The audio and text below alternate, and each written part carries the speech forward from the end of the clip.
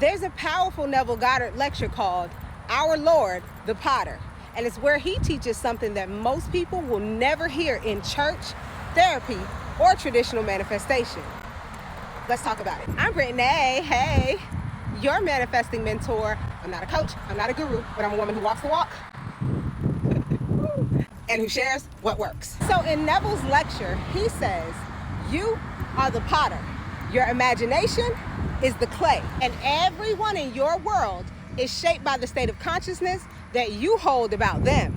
Most people interpret that as self-concept, who I believe myself to be. But Neville takes it further. He says, the people in your reality, every friend, relative, co-worker, partner, are not fixed characters. They are mirrors of your assumptions.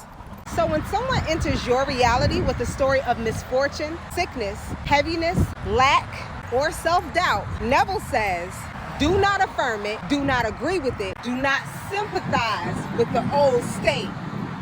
Why? Because when you mentally accept their limitation, you're molding the clay into something that you don't want. Instead, he teaches you to become the potter, the alchemist, the healer. Go into imagination and see them differently. Revise their story. Rework the character. Hold them in the vision of who they truly are in divine consciousness, not who they appear to be right now. If they say they're sick, see them vibrant. If they say they're broke, see them thriving. If they say they're depressed, see them uplifted, creative, inspired.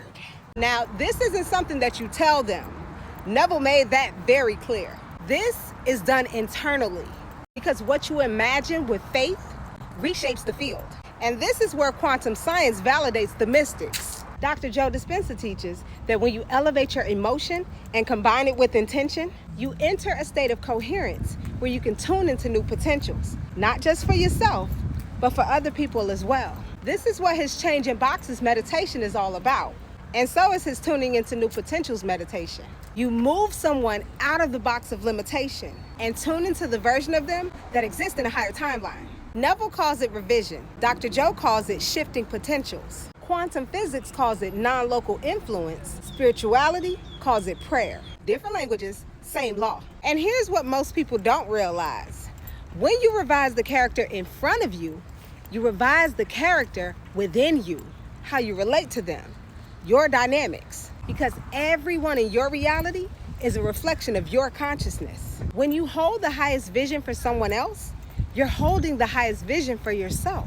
When you elevate them, you elevate your own vibration. When you see them healed, you place yourself in the frequency of healing. This isn't about controlling people. It's about refusing to accept the illusion as final. It's about practicing divine imagination. It's about remembering that we are all expressions of the same universal consciousness, and consciousness can only uplift itself. So here's the role I invite you to take on. Be the potter, be a healer, be an alchemist in the lives of the people you love, and even the strangers you meet.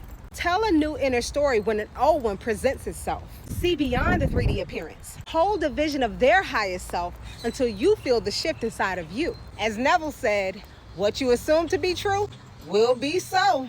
Not just for you, but for the characters shaped by the clay of your imagination. I don't know who needs to hear this, but this is your reminder, and you got this.